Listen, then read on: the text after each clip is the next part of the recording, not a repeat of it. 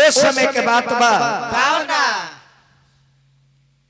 भगवान भोलेनाथ और माता सती जब त्रेता चढ़े वाला रहे, राम जी के अवतार होके वाला रहे, तब महादेव कौनी अपना नारी सती से कही, हे सती, भगवान के अवतार अब होके वाला बा अयोध्या में। इस हमनी की कथा सुने चले के कि जाना जा कि राम जी यह दुनिया में तो कौन कौन लीला करी है। तई दोनों प्राणी कहाँ गईले? तुलसी बाबा लिखले बानी।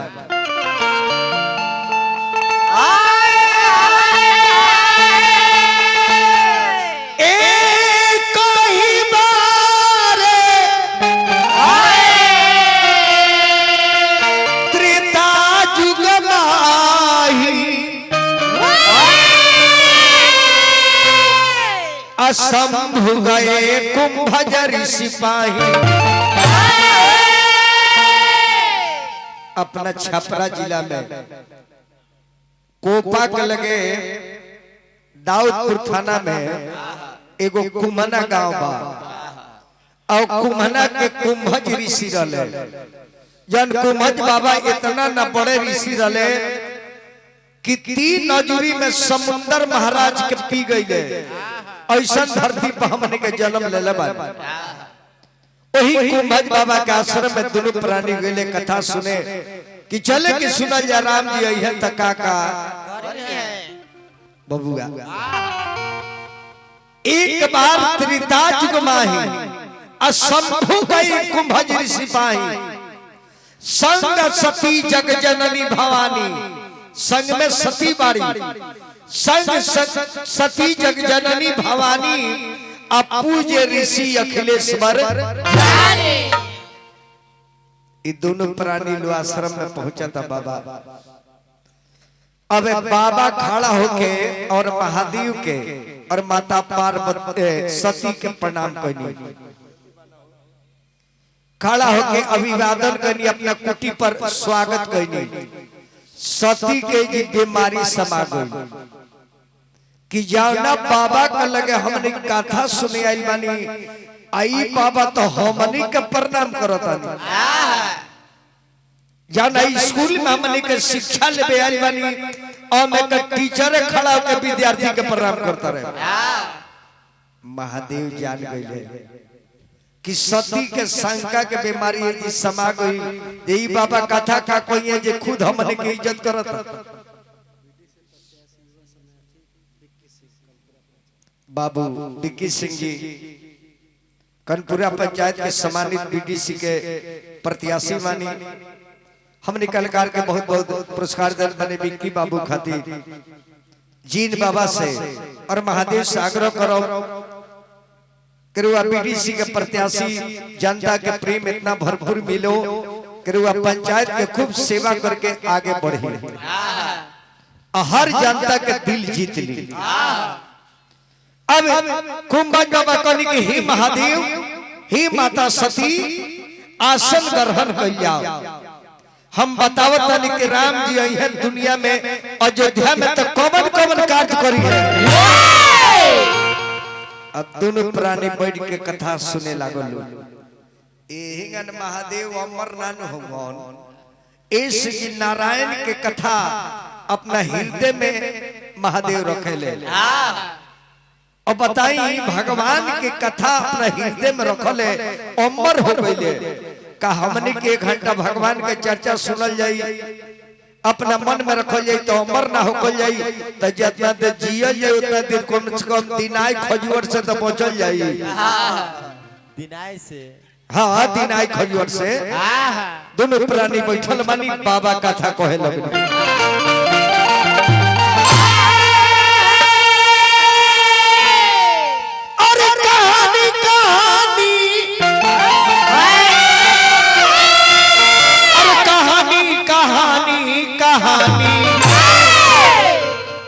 शिव सुना तेरे नाम के कहानी, शिव सुना तेरे नाम के कहानी। हे भोलेनाथ, त्रेता ये जुगावा में राम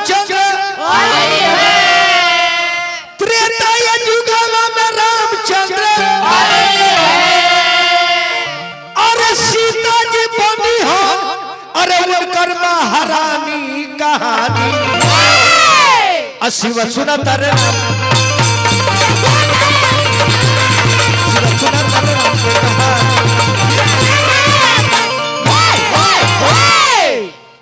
देखी माता बहन और चाचा सब कथा इन्हें बाबा सुना तनी राम के कि राम त्रेता में अयोध्या में राजा दशरथ जी के पुत्र के रूप में ही है।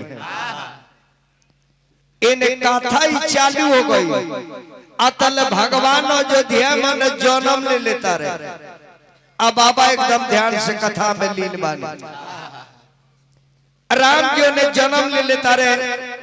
अब बाबा भी कथा सुनते बानी। बाबा ध्यान से सुनल जा।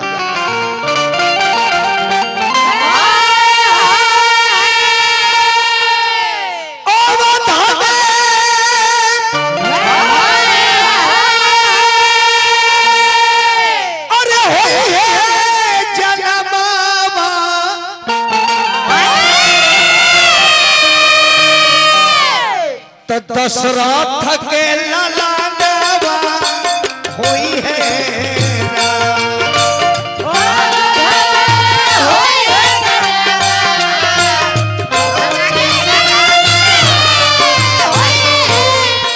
ए बाबा।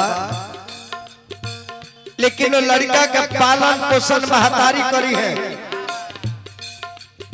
काहे बाबा कनी ऐसे कि राजा दशरथ के लड़का हो कहीं अला ना रहे। राजा दशरथ नपुंसक रहे लड़का होके के में क्षमते ना रहे। उत श्रृंगी बाबा के देन भई। बाबा जी लोग के प्रसादी पावन लोग तीनों रानी तो 4 गो बेटा हो गए।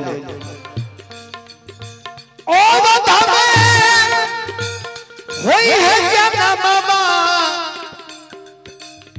गोड़ लगा। अच्छा रहुआ न समनवा न रहे लइकवा हो गया। अब बता देते लोग के विधि बीकी बाबू हमरा 500 रुपया दिल वाले बीकी बाबू के हार्दिक स्वागत बा अभिनंदन बा। ऐसे कनिया बीकी बाबू रावण के पता रहे कि राजा दशरथ जी के लड़का राम जी हमरा के हत्या करके मार दी है। रावण प्रतिज्ञा कर कि राजा दशरथ के शादी हो गई ना दे ना शादी होई और ना संतान होई और ना रावण के मृत्यु होई। कौशल्या की हम बारात गई। रावण कौशल्या के अपहरण करवा ले लो। अपहरण करवा के काठ के बक्सा बनवा के पानी में दहवा दे लो। अजय बिकी बाबू के दूध वहां के पीडीसी बनो सब कार्य रुआ देखे के बाद पंचायत के सबकर बात रुआ पहुंचावे के बाद कौशल्या का अपहरण हो गई। राजा लेके बारात चल गई आ लड़की का अपहरण हो गई। लड़की है नहीं थे। अब राजा दशरथ से कौशल्या के बाप कहले जे बड़का के इज्जत बा लड़की के अपहरण रावण करवा देले बा आ लड़की है ने के बारात के हम कौन जवाब दी। फिर बीडीसी के भावी प्रत्याशी बीकी बाबू और भीम सिंह बाबू हमरा कनपुरा मठिया 91 दलमनी बाबू लोग के प्रणाम बा। कौशल्या जी के बाप के मंत्री के रहे सुमन आ सुमंत के लड़की रही सुमित्रा। तब मंत्री से जाकर कल के मंत्री राजा के बारात आ गई बा बेटी है नहीं के इस हमर लाज बचाओ एगो अपन लड़की दे दे कन्यादान कर दी। तो शादी हो के गई कौशल्या से अब बियाह हो जाता सुमित्रा जी से। अब राजा के बारात लेके चले बीकी बाबू तक काट के बक्सा में लड़की के दबावल बा। दूत ले सकले देखले ने काबा देखल गई एक सुंदर लड़की दशरथ जी करी कि तहार नाम आता हमार नाम कौशल्या हमरे संगे और शादी रहुए लेकिन हमरा के त रावण दहवा देले बा वो दशरथ जी लड़किया के ले जे एई में तहार कौन दोष बा। अब रावण के पता लगल कि रे भाई एगो बियाह हम रोकतन यहाँ आई त दूगो बियाह को ले लो इतौरी काल हो गई। तब रावण पूजा पर बैठल मंत्र के द्वारा राजा दशरथ के मणि के अपहरण कर लेलो कि तेरा देश से संतान होके ना दे तू कर कितना बियाह करबो आ ले जाके गो घाड़ा में लंका में रख देलस। रावण के माई कहलस कि बेटा रावणी का हो अत जहर हो जे पी उमर जाए। त रावण के माई कहलस कि हम पुलस ऋषि के खानदान के बहू होई हमरा खानदान में कुल पाती जन्म ले लेलस काहे नहीं पी के हम मर जाए। त रावण के माई घाड़ा उठा लेलो रावण तल देखो रे रे रे एक लात रावण मरलस लंका से घाड़ा चलल।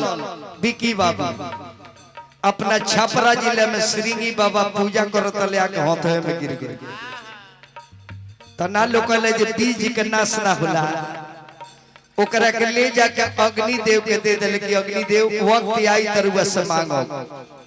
वह जब राम के अवतार के कारण भई जब राम जी के जन्म के समय आई तब गुरु वशिष्ठ श्रृंगी ऋषि ही बुलावा पुत्र काम शुभ यज्ञ करावा। चली श्रृंगी बाबा रउआ जग कराई सामान कहा बा तब भगति सहित मुनि आहुत दिने आप प्रगट अग्नि चरु कर लीने। हे श्रृंगी बाबा ही अपन सामान ली राजा दशरथ जी के प्रसाद दिया। अब एक बूंद बिकी बाबू एक बूंद में के रावण के माई पी गई तब विभीषण जी के जन्म हो गई।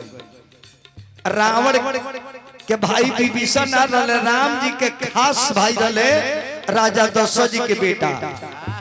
तब ब्लड के ग्रुप ब्लड में मिल जाला संस्कार एक के कह जाला छतरी के संस्कार रहे तलाश में विभीषण जी नामा दल में चल गए। आने बेटा विचार हो गई आतना ना जीती रहे राम जाने के कितनो तुलक में ये कम हो जाए। परमादनी बिकी बाबू फिर हमरा के 500 रुपया दिल बानी अरे वह बीडीसी के प्रत्याशी बानी महादेव से निवेदन करेगी कामना महादेव पूरा करेगी। बीडीसी बनी जनता कितना सेवा करी कि समय आए तरुआ मुखिया बनी धीरे धीरे पोस्ट बढ़ल जाए जनता के सेवा करत जाए आगे बढ़ जाए। जनता ही सर्वोपरि है जो जनता को सेवा करेगा भाई आगे तो बढ़ेगा।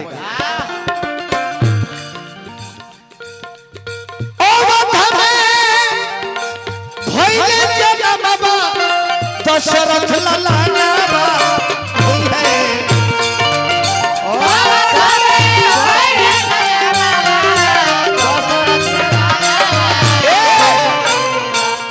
अरे कौशल्या जी करी है पलानवा अरे कौशल्या जी करी है पलानवा तो गीतवा तूफानवा निकले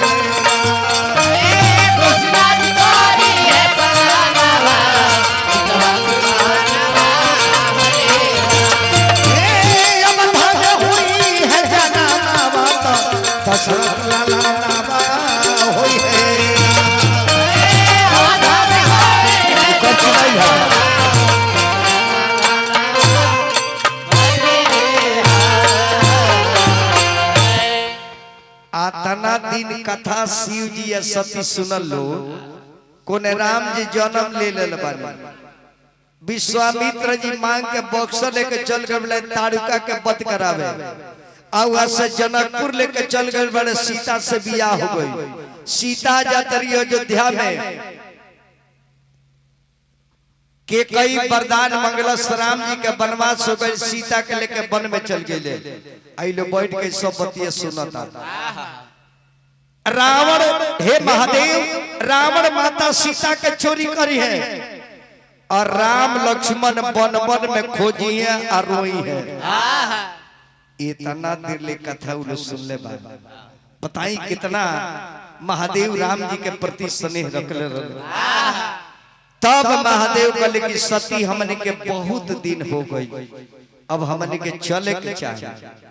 जब महादेव सती के लेके चलनी अतले ने सीता के चोरी हो गई बा और राम जी वन वन में सीता के खोजता नहीं। तब महादेव लेके सती के आगे निकहमा दंडक वन में आ वही दंडक वन में राम लक्ष्मण सीता जी के खोजता लो। सीता के रावण चुरा ललबा सीता सीता लक्ष्मण सीता के कुटी में से केले गए। कल के भैया हमरा पता नहीं थे, हम तो लक्ष्मण रेखा खींच कर हुआ के खोजे गई। कल के लक्ष्मण तू काहे गो, हम तारे के कोई की जानकी के देख री करत तू काहे गो। कल के भैया हम का करी, माता मजबूर कर देवी। ऐसा एगो बात कोई माता जाना से बड़ी दुख लगबे भैया कि हम जानता नहीं लक्ष्मण एगो हमरा सबत के बेटा के कारण आज हमनी के वन में भटकतानी। तू तो सबत के बेटे हुआ, तू का हमनी के भलाई सोचबा। मर्म वचन सीता जब बोली हरि प्रेरित लक्ष्मण मन मजबूर हो गए। लक्ष्मण जी खोजे गए तो सीता के चोरी हो गई। अब ने राम लक्ष्मण खोजा तारे, अब महादेव सती वही रास्ता से चलिए उतर जेने खोजा तारे। लक्ष्मण सीता कहाँ चल गई? अरे बनवा में नहीं खी,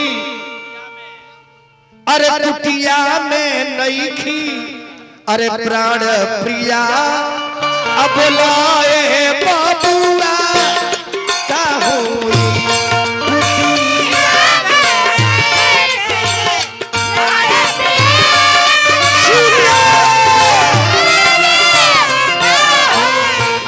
कुटिया में नहीं खी प्राण प्रिया बोला है बाबुआ का होई।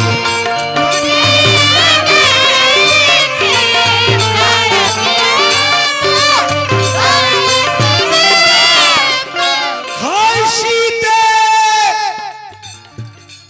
सीते चिड़ै सीता के देखलू हो तो चिड़ैया उड़ जा सब। सूखल पतई उठा के भगवान कही के पतई हमरा जानकी के देखला पागल हो गए भगवान। प्रभु पूछले उड़त चिड़ैया से बनावा के सूखला पतैया से सीते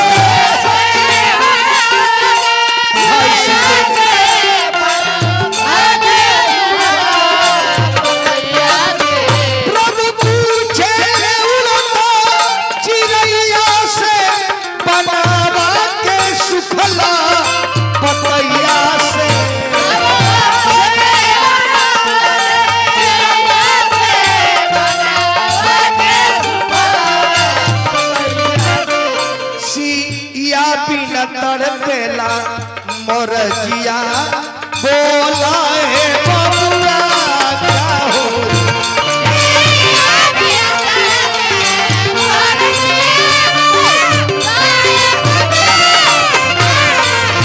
कुटिया में नहीं थी प्राण प्रिया बोला है बाबुआ क्या होई।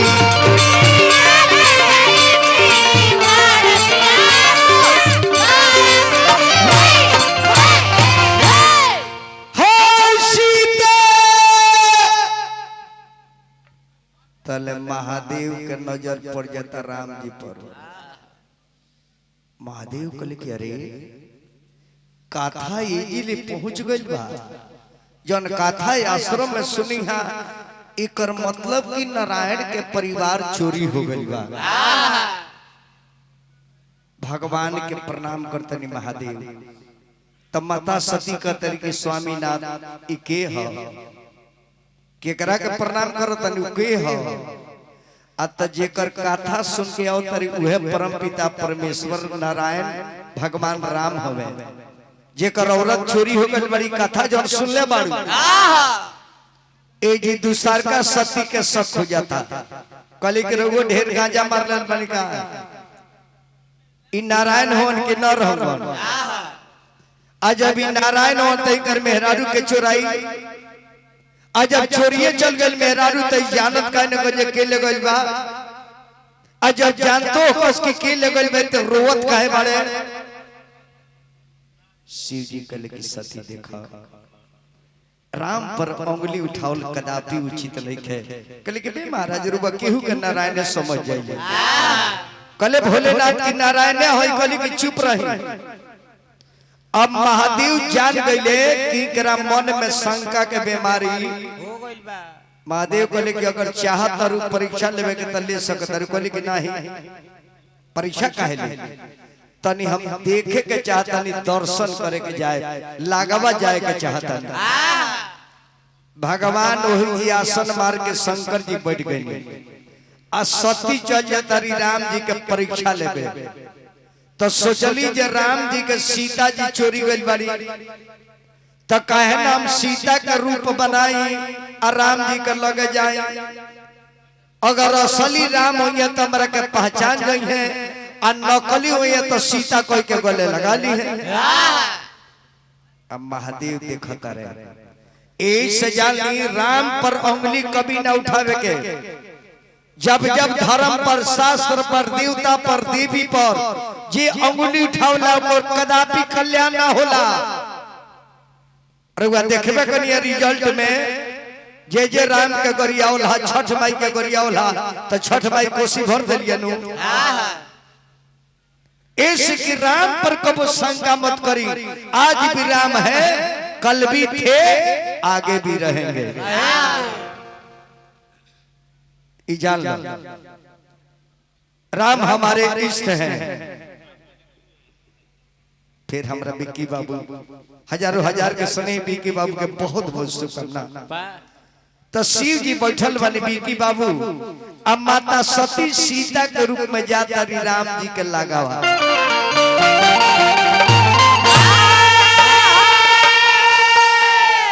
सीता जी के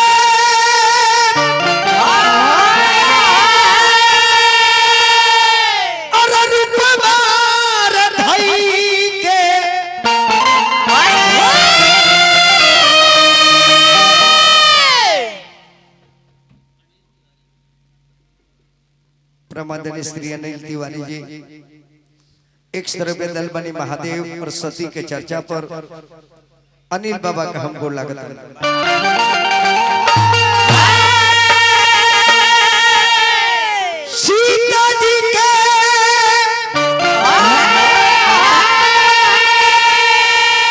और रूपवार धाई के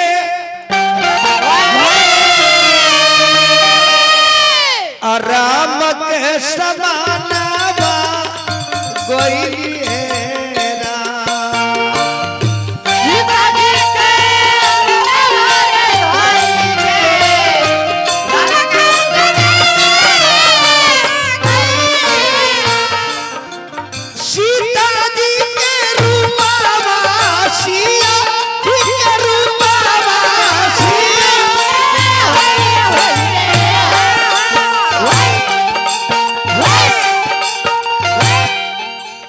लो में ना हाई में सिया जी के रूपवार धाई के राम के समानावा गोई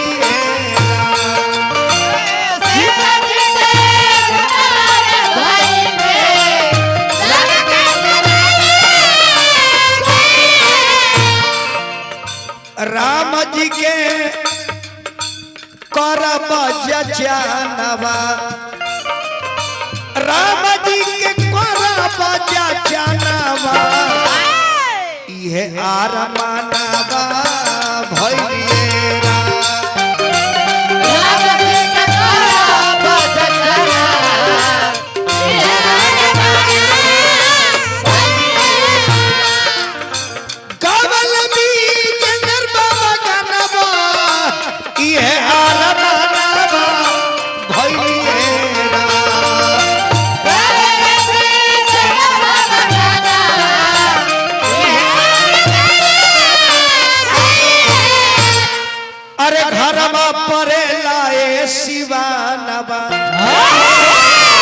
अरे जिलावा परेला मोर सीमानावा त इहे आरमानवा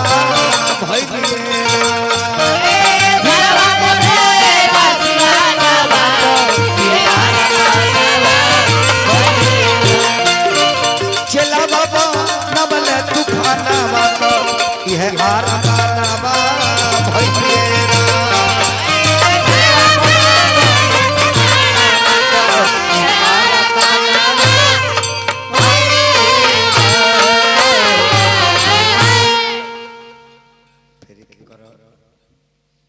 वेद के बाबू की तरफ से हजारों हजार के सने नमो बाबू केकरा नाम से बाबू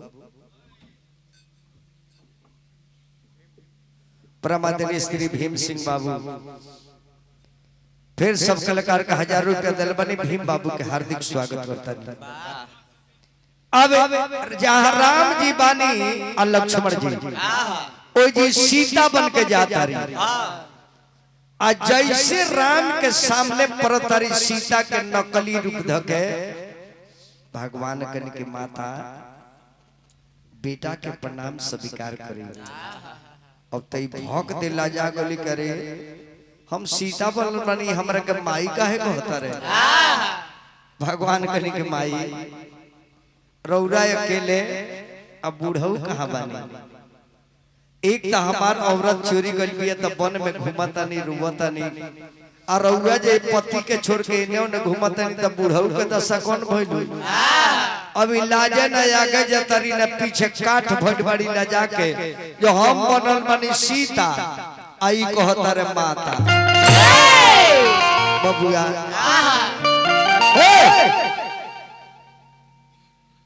भगवान कनी की माई एगो बात बताई कहवा गवलू ये माई हो अब भोला ऐसन साजना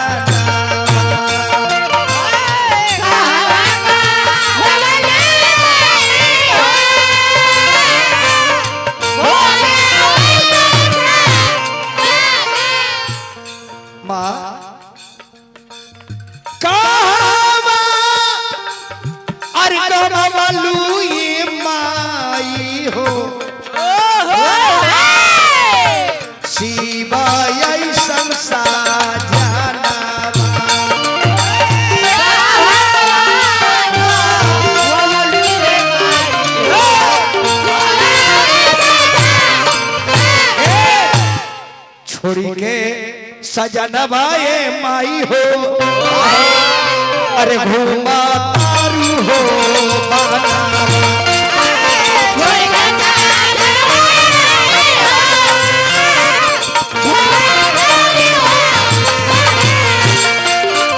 छोड़ी के सजनवा ये माई हो घूमा तारू हो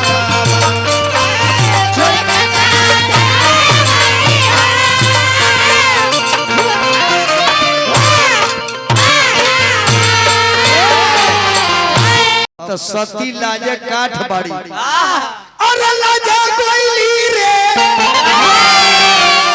अरे लाजा गोइली सीता बीच सती बीच अरे लाजाई गोइली सती बीच लाजाई गोइली सती बीच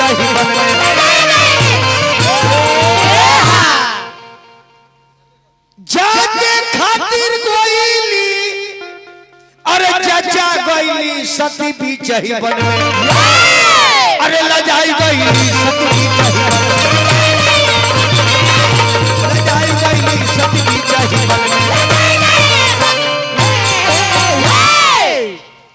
लाजे काठ बाड़ी काहे कि बन के गइल बड़ी मेहरारू और चीन गले कि हई माई अब माई गले त लाजे करस त का करस कोई कि दोनों तरफ से कोई नहीं ओने पति पर भरोसा ना कनी त परीक्षा लेबे नी आय नहीं हमारी इंटरव्यू ले ले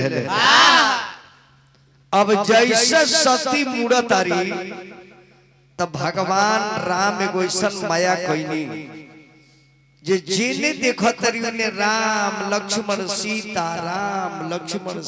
चारों तरफ कहले यो एकर मतलब कि साधारण ही ना हवे इ नर ना होनी नारायण होवन सीता चोरियो गइल बाड़ी या फिर दिखाइयो देतारी हम जेने देखता ने राम लक्ष्मण सीता अब माथा ही कर चकराए लागल भगवान राम समझ गए कि माता घबरा तारी जब माया घिचनी आ जब मिजाज फ्रेश भइल तो पूजी से खड़ा भइल आ लवट के महादेव के लगे अवतारी महादेव कने की सती गइलू ह का भइल ह तो कहतरी जे घरे चली कहली कि ना रोको गइलू ह का कइलू ह का भइल केगा जल्लू ह कहतर जे गनिए तो कहनिए कजे जेगा रउआ दर्शन कनिए हम जाके दर्शन कनिए महादेव कहले कि दर्शन नहीं खु कइले हमरा इष्ट के तू बेइज्जत कइले बाड़ी परम पिता परमेश्वर दुनिया के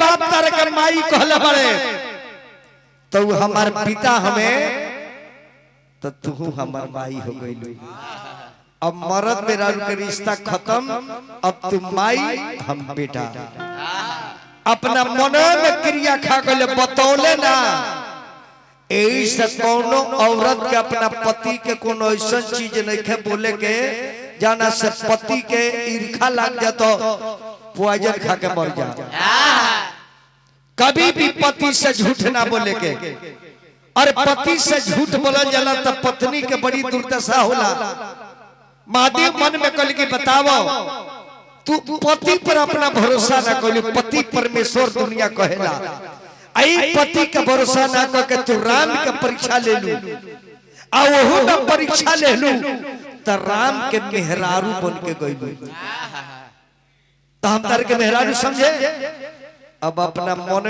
में हर के तिवारी जी कसम खा जाते रहे महादेव